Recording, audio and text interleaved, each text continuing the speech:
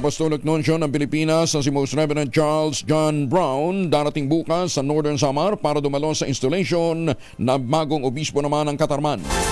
Yan ang ibabalita sa atin ni RH34 Jane Galit Pantayan. Jane, good morning.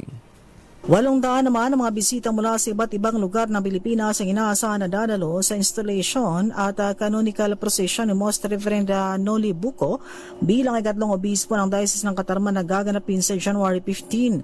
16 dito ay mga obispo, mahigit 100 ang pare, 24 ang mga religious leaders, 74 naman ang mga lay ministers mula sa labas ng Northern Samar, 100 ang mga opisyalis ng gobyerno mula sa 24 municipalities ng lalawigan, 35 naman officials mula sa provincial government ng Northern Samar, con fraternities at sectoral representatives.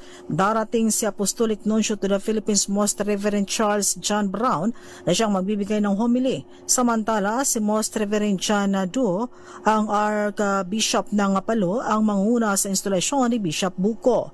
Ngayong araw, isasara na ang Katarman Cathedral sa DCC o Diocesan Catholic Center at Katarman Police Station. Magbibigay ang Diocese ng Katarman ng Carapas para sa mga bisita na siyang papayagan lamang pumasok sa mga isinara na daan dito sa kabayan ng Katarman.